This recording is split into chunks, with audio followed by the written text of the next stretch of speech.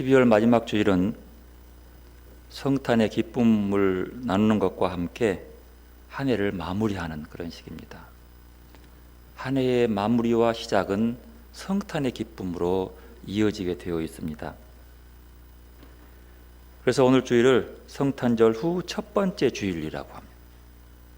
그리고 달력으로는 송년주일 이렇게 말합니다. 이 마지막 송년주일, 성탄절 첫 번째 주일에 올해 한 해를 돌아보면 참으로 많은 사건과 사고들이 많았습니다. 그리고 그 일들 속에서 우리 마음에 깊게 패인 상처가 아직도 아물어지지 않고 한 해를 보내야 될 것도 같습니다. 여러분이 한 해 동안 여러분에게 마음속에 아픔이 깊게 패인 사건들이 무엇이 남아 있습니까? 아니나 개인뿐만 아니라 우리의 공동체와 우리 이 민족 전체, 이 나라에 아픔을 준 게 뭐냐는. 저는 여러 가지로 들 수 있지만 2015년 우리 사회를 제 개인적으로 한마디로 우리의 이 민족을, 이 사회를 아프게 했던 한마디로 말한다면 저는 갑질이라고 생각합니다. 우리 다수의 을들은 이런저런 갑들의 횡포에 얼마나 많이 아파했습니까? 얼마나 괴로워했습니까? 온 세계를 부끄럽게 만들었던 대한항공 여자 부사장의 갑질 행세, 최근에 몽고관장 회장의 할아버지의 기가 막힌 갑질 행세들, 그건 큰 뉴스죠. 그 외에 얼마나 많은 크고 작은 갑질들이 우리의 삶 속에 깊이 배어 있었던지요. 그런데 참 큰 문제는 갑질보다도 갑들이 자신들의 부끄러움과 어리석음을 깊게 뉘우치고 반성하지도 않을 뿐만 아니라 자기들이 하는 행동이 얼마나 나쁜 행동인지를 모른다는 사실입니다. 그래서 갑질이란 말을 조금 바꿔보면 꼴값이라고 할 수 있습니다. 그뿐만 아닙니다. 자기 눈에 보일 때 갑이라고 생각하는 사람들에게 아부하고 알랑거리면서 얻은 작은 힘을 가지고 자기보다 좀 더 약한 자에게 심한 갑질을 해대는 진짜 꼴값 떠는 갑들이 얼마나 우리를 눈꼴 사납게 했는지. 정치, 경제, 교육, 우리 사회 전반에 걸쳐서 팽배하게 늘어져 있는 바로 그 갑과 을의 관계. 그러면 교회에서는 이런 갑질이 없었습니까? 참으로 교회는 이런 갑과 을의 관계가 없어야 하는데 안타깝게도 교회 안에도 깊이 이 갑을의 관계가 있음을 느끼게 됩니다. 여러분, 교회에서 그것을 느끼십니까? 저는 이 부분에서 깊이 마음속에 생각하고 반성하고 돌아보았습니다. 내가 갑이 되려고 한 것은 아닌데 나도 모르게 누군가에게 갑질을 행하지 않았는지 깊이 돌아보고 또 돌아보고 반성해 봅니다. 여러분, 교회에서 목사인 저가 무슨 목사가 갑이라고 갑질 행세하는 어리석은 목사가 되지 않게 해달라고 여러분 기도해 주시기를 바랍니다. 그리고 이 목사가 누군가에게 갑질을 당한다 할지라도 하나님 앞에서 그 갑질이 무서워서 비굴하게 행동하지 않도록 또 특별히 기도해 주시기를 바랍니다. 갑질이 무서워서 우리의 목숨이 두려워서 무엇보다도 우리의 먹는 밥줄이 두려워서 할 수 없이 비굴하게 당할 수밖에 없는 그런 을의 관계. 여러분, 교회는 갑을의 관계를 맺는 곳이 아닙니다. 사랑의 관계를 맺는 곳입니다. 왜냐하면 하나님은 사랑이시기 때문입니다. 교회가 교회되는 목적이 무엇입니까? 우리 모두가 하나님과의 깊은 사랑의 관계를 맺고 그 안에서 서로 사랑하고 나누는 평등의 관계를 맺는 곳입니다. 평등보다 좋은 것이 없는데, 평등보다 사람 사는 세상을 살 만한 곳이 없는데, 세상은 차별을 이야기합니다. 차별하려고 무던히 애를 씁니다. 차별적 우위를 점하고 차별적 우위에 있음을 드러내게 하기 위해서 얼마나 안달을 하는지. 차별을 얘기하는 사람들은 갑질 행세하고 싶어 한다는 뜻입니다. 평등은 서로 사랑하고 서로 존중하고 서로 배려하면서 나는 죽고 예수로 사는 삶의 모습으로 드러나는 것이 평등입니다. 그리고 예수와 함께 겸손하게 이웃을 살리는 데 앞장서는 것이 바로 평등입니다. 그래서 갑질 행세로 만연한 이 세상에 참된 희망은 예수밖에 없습니다. 예수는 그 우월적인 지위를, 우월적인 권세를 가지고도 갑질 행세를 하지 않았다는 거예요. 그러면 알량한 힘없는 사람들에게 오히려 갑질을 당하는 그런 처지에도 그들을 오히려 우습게 보지 않고 그들을 품고 인내하면서 끝끝내 하나님의 뜻이 이 땅에서 이루어지기를 바라고 이루기도록 헌신했던 분. 예수를 바라보고 주님과 동행하는 삶을 살면 절대로 갑질 행세하지 않습니다. 예수를 제대로 믿으면 을로서 갑질 행세를 당하더라도 많이 아프고 힘들지만 그 아픔보다도 그 속에서 더욱더 겸손해지면서 주님과 가까워지려고 하는 것이, 그래서 그 갑질을 우습게 여기며 지나가는 사람이 그리스도인들입니다.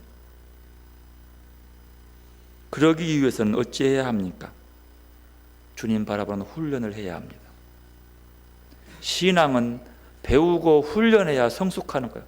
신앙이 성숙해져야지만, 신앙이 자라가야지만 갑질 행세하지 않고 주님 닮아가며 갑질을 당하더라도 그 속에 얽매이지 아니하고 오히려 그 속에서 자유하며 더욱더 주님과 가까워지면서 주 안에 평안을 누리며 갑들을 우습게 여기게 되는 겁니다. 그러므로 더욱더 우리의 신앙을 점검하고 돌아보고 한 해를 마무리하고 돌아보면서 내 신앙이 쭉쭉쭉 날마다 자라갈 수 있도록 주님을 바라보시길 바랍니다. 그래야 예수가 우리의 희망이 되는 거예요. 한 해를 마무리하는 주일에 성탄과 관련해서 생각할 것들이 참 많은데, 우리는 한 사람의 출생 이후에 성장하는 과정을 바라보면서 그 성장과 더불어서 어떻게 자란가를 사무엘과 예수를 통해서 돌아보며 우리의 신앙도 이렇게 커가야 할 것이 아닐까.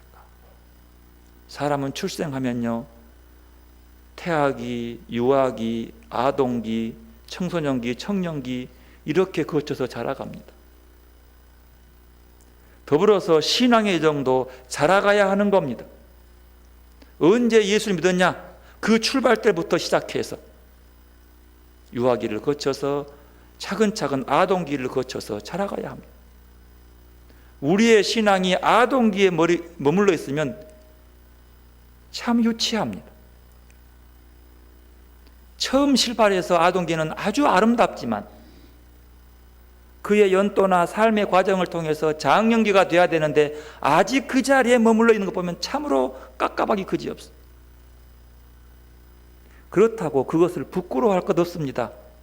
지금 있는 그 자리에서 점프할 수 없어요. 한 걸음 한 걸음 주님을 자라가야 되는 거예요. 청소년기는 청소년기로서의 기쁨과 만족이 있는 거예요. 하루아침에 아동이 청년이 될 수 없는 거고 장년이 될 수 없는 겁니다. 어느 위치에 신앙에 있든지 그 속에서 만족하며 살아갈 수 있는 방법이 뭘까? 오늘 사무엘을 통해서 먼저 배워오도록 합니다. 사무엘은 그 출생의 과정을 자세하게 설명해 주고 있습니다. 오늘 본문도 그 중에 한 부분이지요. 특별히 사무엘이 이스라엘의 마지막 사사로서의 큰 역할을 감당하며 왕을 세울 만큼 그런 큰 권능을 가진 믿음의 사람, 그리고 그들과 행하는 정치적 행위가 얼마나 많은 사람들에게 평안을 주고 기쁨을 주었던 그 사무엘, 그는 그렇게 커가지는 과정이 있었기 때문에 그런 사람이 된 겁니다. 첫째로 오늘 본문을 통해서 부각되는 바울의 사무엘의 특별성은 그가 하나님 여호와 앞에서 하나님을 섬기는 삶을 살았다는 사실이었습니다. 하나님 앞에서 하나님을 섬겼다는 삶. 오늘 본문 18절에 그 말이 나오죠. 사무엘은 어렸을 때에 세마포 예봇을 입고 여호와 앞에서 섬겼더라. 누구를? 여호와를요. 그런데 처음부터 이런 것이 아닙니다. 오늘 2장 11절에 보면요, 이렇게 말합니다. 한번 보십시오. 20절.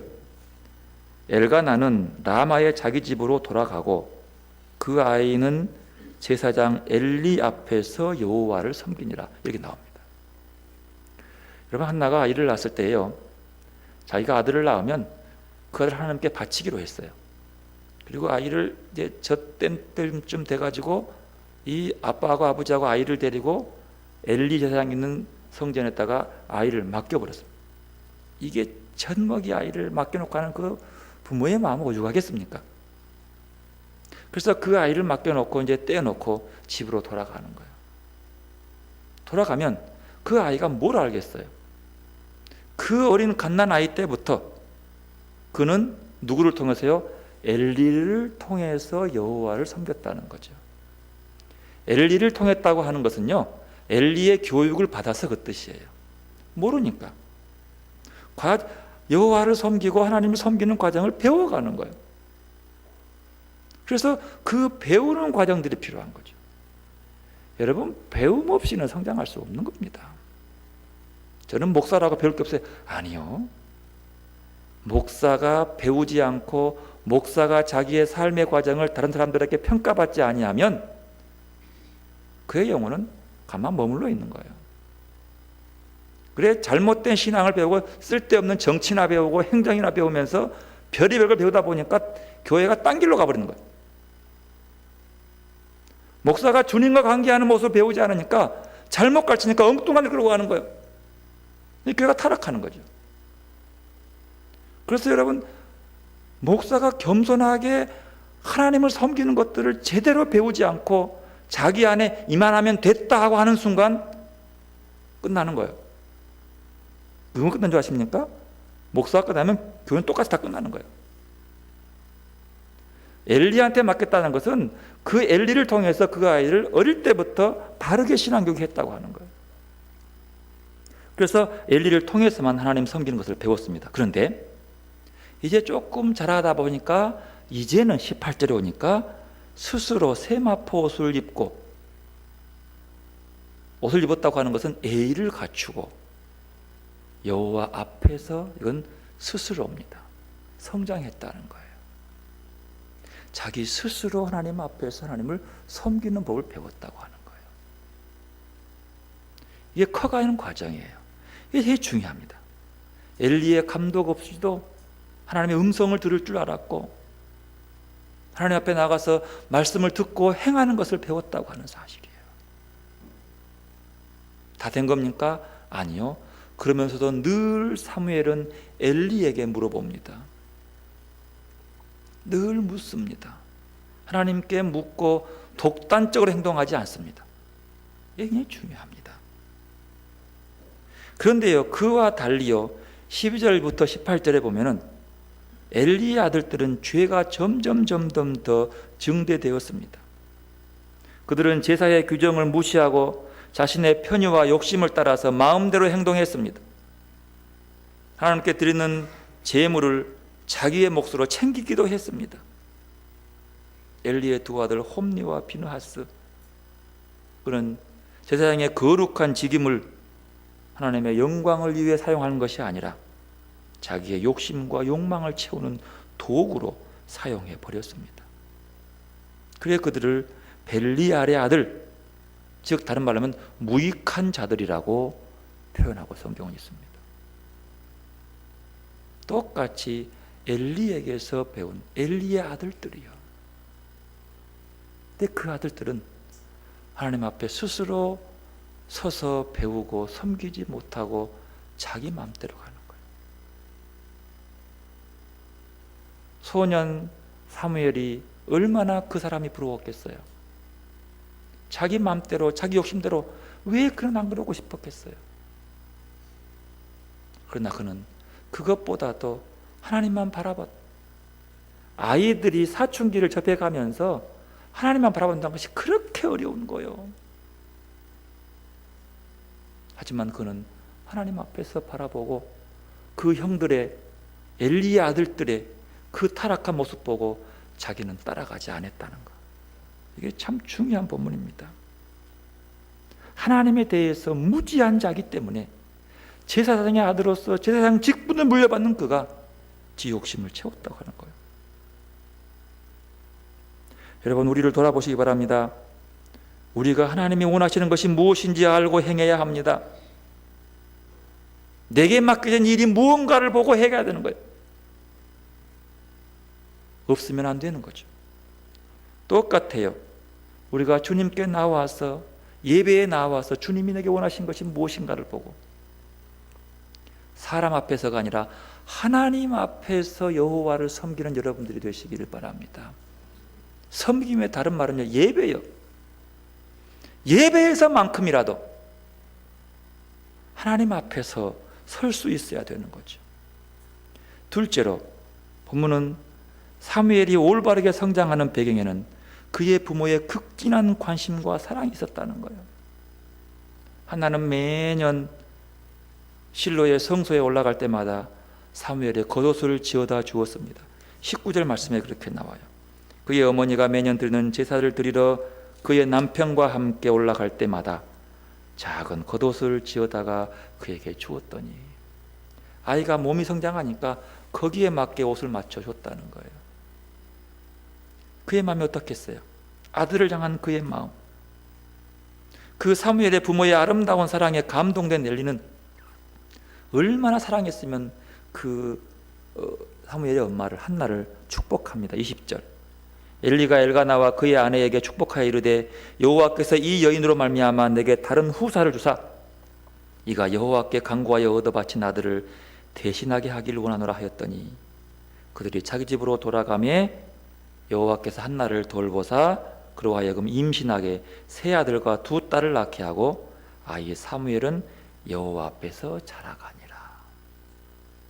하나밖에 없는 아들을 바치고 나니까 얼마나 그 자식에 대한 사랑과 하나님 앞에서 바르게 크기를 얼마나 소원했으면 엘리가 축복하는데 그 축복이 그대로 이루어집니다. 5 아이를 놓게 된 거예요. 기적이지요. 그러나 그럴수록 사무엘은 점점 더 잘 자라가더라는 이야기예요. 이겁니다. 여러분, 이렇게 중요한 것이 이거예요. 자식이 자라가는 것, 아니 우리의 초신자들이 자라가는 것, 우리의 신앙이 이렇게 바르게 자라가는 것. 엘리는 어떻습니까? 엘리는 자기 아들을 분명하게 가르치지 못했습니다. 여러분, 가만둔다고 된 게 아니에요. 엘리의 기도를 통해서 한나는 5 자식을 낳았어요. 그만한 사람이요. 하지만 그는 자기 자식을 하나님 앞에서 하나님을 섬기도록 제대로 가르치지 못한 거예요. 근데 사무엘은 가르친 거예요. 차이가 뭘까요? 똑같이 엘리 밑에 있는데 그를 사랑하는 부모에게 있습니다. 부모에게 있는 거예요. 엘리의 사정도 충분히 있었을 겁니다. 그러나 여러분, 돌아보십시오. 이 둘을 비교해 보십시오. 결국 그 과정을 통해서 하나님은 엘리의 2 아들을 죽이겠다고 얘기합니다. 결국 죽이고 말아요. 그 죽은 이야기를 듣고 엘리가 너무 놀라서 목이 부러져 엘리도 죽고 맙니다. 하나님 앞에 세운다고 하는 것, 그렇게 중요한 거예요. 내가 낳은 자식뿐입니까? 아니요. 우리 교회에 함께하는 새로운 신자들, 믿음이 약한 자들, 아직 믿음이 어린 아이인 자들을 우리가 바르게 인도하지 못하면 똑같은 경험이 되는 거예요. 그래 우리는 알게 모르게 신앙의 본보기가 되고요, 신앙의 부모가 되어 있는 거예요. 누군가에게 말이요. 그래서 우리의 책임이 뭡니까? 하나님께 세우는 거예요. 하나님 앞에서 여호와 앞에서 여호와를 섬겼더라. 이것이 또 나가서 사무엘은 여호와 앞에서 자라가더라. 자라가야 되는 거예요. 어디까지요? 죽을 때까지. 신앙의 성장은 기한이 없습니다. 졸업장이 없습니다. 죽은 뒤에 졸업장 받을 거예요. 천국 가서 받을 거예요. 우리는 언젠가 이만큼 됐다고 하는 경우가 있어요. 이만큼 훈련 받으면 나도 남과 비교하지 마시기 바랍니다. 홈리와 비느하스가 그렇게 부족한 것이 아니요, 엘리의 자손이었기 때문에 더한 거예요. 우리의 기준은 그렇게 달라지는 겁니다. 그리스도인으로서 나이가 들수록 하나님과 사람들에게 더욱 은총을 받아가야 합니다. 26절, 아이 사무엘이 점점 자라가며 여호와와 사람들에게 은총을 더욱 받더라. 은총을 받을 만한, 은총은 사랑이요, 사랑을 더욱 받더라. 여러분, 우리의 신앙이 성장해서 사무엘처럼 하나님과 사람에게 사랑을 받는 신앙으로 성육하시기를 바랍니다. 이 말은 누가복음에 나와요. 이 사무엘의 이야기가 누가복음 2장의 본문에 그대로 거의 비슷한 수준으로 나옵니다. 누가복음은 아주 희귀한 자료로서 예수님의 어린 시절에 대해서 나오고 있습니다. 없잖아요. 태만 나고 없어요. 근데 딱 40절에 보면은요, 뭐라고 하는지 보십시오. 아이가 자라며 강하여지고 지혜가 충만하여 하나님의 은혜가 그 위에 있더라. 그 우애가 있어가지고 12살 때 어디로 갑니까? 6월절에 예루살렘 성전으로 가는 거예요. 여러분, 여기서 12살은 굉장히 중요한 나이입니다. 왜냐하면요, 예수님 시대나 지금이나 유대인들에게는요, 유대교로 성숙한 유대인들에게는요 13살이면 성년식을 거행해야 돼요. 성년식은 대단히 큰 겁니다. 내가 유대인으로서 하나님을 섬기며 살겠습니다는 다짐한 시간이에요. 스스로. 우리 입교와 같은 거예요. 그 13살이에요. 12살이라고 하는 것은 13살이 되기 위한 유대교에 흠뻑 빠지고 그 속에 들어가기 위한 중요한 자리가 그 나이에요. 그 12살에 나온 거예요. 이제 그 다음에 성년식이거든요. 성년식은 꼭 예루살렘 성전에서 합니다. 지금도 성지순례 가면 통곡의 벽 앞에서 세계 각지에서 유대교인들이 유대인으로서 성년으로 스스로 유대교인이 되기 위해서 성년식을 거행하는데 대단히 거행하게 합니다. 막 북을 치고 꽹가를 치고 막 가족끼리 뭐 랍비를 모아가지고 나오면서 그 속에서 막 여러 군데에서 행해요. 그리고 성년식을 13살짜리예요. 12살에 갔다는 것은 의미가 있는 거죠. 근데 이미 예수님은 12살 될 때까지 자기는 하나님의 아들로서의 자의식을 가지며 성장했다는 것을 볼 수 있습니다. 율제를 마치고 다 갈릴리로 돌아가고 있습니다. 그런데 가다가 한참쯤 어쯤 가다 보니까 예수님이 안 보이는 거예요. 너무 두려웠던 요셉과 마리아가 다시 오던 길로 돌아가며 예루살렘으로 갔습니다. 안 보이는 거예요. 사흘 동안 헤매서 찾아보니까 성전에서 율법 선생들과 함께 논쟁을 하고 있었습니다. 그 과정을 지켜보고 놀라는 것은 이렇습니다. 오늘 본문에 보면은요, 40절, 듣는 자가 다 그 지혜와 대답을 놀랍게 여기더라. 놀랍게 여기더라. 여러분, 예수님은 이 땅에 태어나면서부터 사람들을 놀라게 했습니다. 예수님이 이 땅에 태어날 때에 마리아에게 성령의 잉태를 갈 때 마리아가 얼마나 놀랐습니까? 그뿐입니까?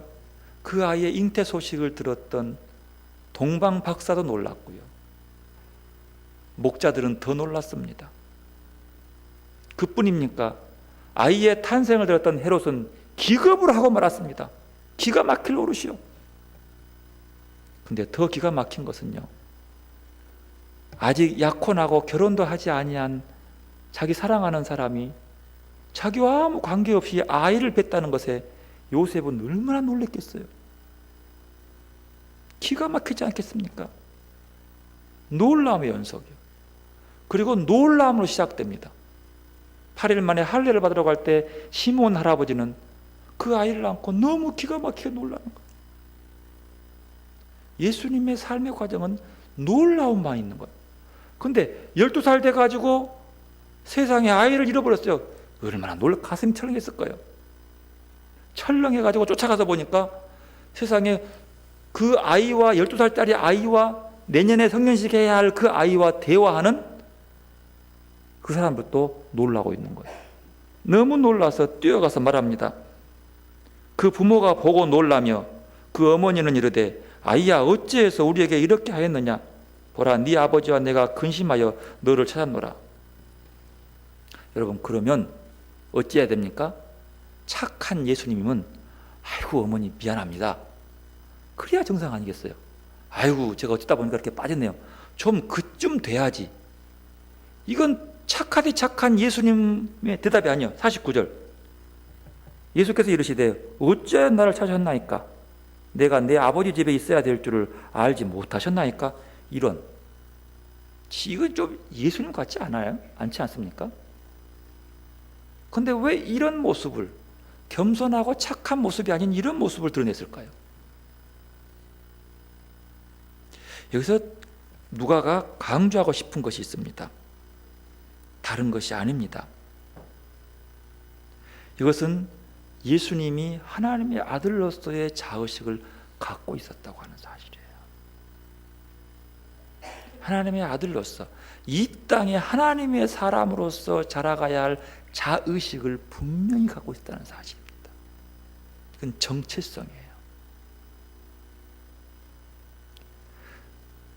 그들이 나가가지고 사람들이 예수님 보고 놀란 이유는 예수님의 탁월함을 자랑하거나 위화감을 조성하기 위한 것이 아닙니다. 혼란되고 바른 것이 아닌 것이 바른 거라고 믿는 그들에게 바른 질서를 제시해 주었기 때문에 놀라는 거예요. 그 질서가 뭐예요?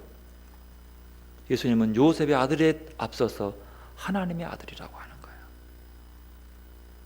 세상과 같지 않는 이야기를 하고 있는 거예요. 여러분, 우리가 이 땅을 살아가면서 하나님의 자녀로서의, 그리스도인으로서의 자의식을 분명하게 가져야 합니다. 예수님은 철저하게 12살까지 유대교의 교육을 받아왔습니다. 그러나 그는 유대교의 교리에 물들지 않았습니다. 하나님의 아들로서 있어야 할 곳, 일해야 할 것을 분명하게 아신 분이었습니다. 내 아버지 집에 있어야 할 줄을 알지 못하느냐? 내 아버지 집에 있어야 될 줄. 아버지 집에서 아버지 일을 하기 때문에, 그를 섬겨야 하기 때문에. 부모와 떨어져 있을 때 예수님은 다른 일을 한 것이 아니라 아버지 집에서 아버지 일을 하고 있다는 사실. 우리가 어디를 가 있든지 이 사실을 볼 수 있어요. 이게 바로 그리스도인의 정체성이에요. 하나님의 아들이라는 자의식과 미래에 대한 계획이 분명했었던 예수님은 때가 이르자 과감하게 영적으로 독립합니다. 영적 독립성, 이걸 얘기하는 거예요. 성년이 되어서 유대교에 물들어서 유대교 교리에 빠져 있는 것이 아니라 하나님의 아들로서 독립을 가진 거예요. 근데 그 독립, 그 바른 길이 유대교에 물든 많은 사람들에게 배척당하고 손해봤지만 그에 물들지 않은 거예요. 왕따당하고 손가락질당하고 무시당하고 멸시당하고 모욕당했지만 그렇다고 그들과 타협해서 그들의 칭찬을 듣기 위해서 행하지 않고 오직 하나님 앞에 바른 정체성과 바른 진리의 길로 갔다는 것. 여러분, 그리스도인으로서 주님을 사랑하고 겸손히 주님을 따라가는데 모욕과 멸시와 조롱과 손가락질 당한다 할지라도 그들의 칭찬을 위해서 타협하지 마시기 바랍니다. 그 사람의 칭찬과 좋아하기 위해서 화해하지 마시기 바랍니다. 오직 하나님의 길만 묵묵히 걸어가시기 바랍니다. 그러면 주님이 그를 통해서 진정한 화해, 진정한 평화, 진정한 존중을 받게 만들어요. 그 예수의 길이었어요. 주님은 그걸 안 거예요. 12살 때부터 자라왔기 때문이에요. 사무엘이 자기의 생성을 가진 것과 마찬가지입니다. 영적으로 독립할 때, 여러분 그런 의미에서 영적으로 독립하셨습니까? 아니면 여전히 진리 앞에서, 여러분의 사명 앞에서 주저하고 있습니까? 누군가에 의존하려고 하고 누군가의 영향을 기다려만 합니까? 내 입맛에 맞는 신앙생활 하기를 원하십니까? 아니면 주님께 가까이 나아가서 스스로 그 자라감 속에서 오늘 52절 말씀처럼 예수는 지혜와 키가 자라가며 하나님과 사람에게 더욱 사랑스러워 가시더라, 이렇게 자라가고 있습니까?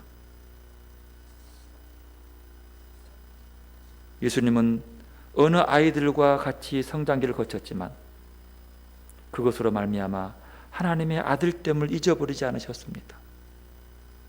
인간의 흔적으로 얼룩진 당시 유대교회에 완전히 동화되지 않았습니다. 오직 하나님의 아들로서의 정체성을 분명히 했다는 사실. 성탄절기를 지내며 우리 자신의 그리스도인으로서의 정체성을 되돌아보시기를 바랍니다.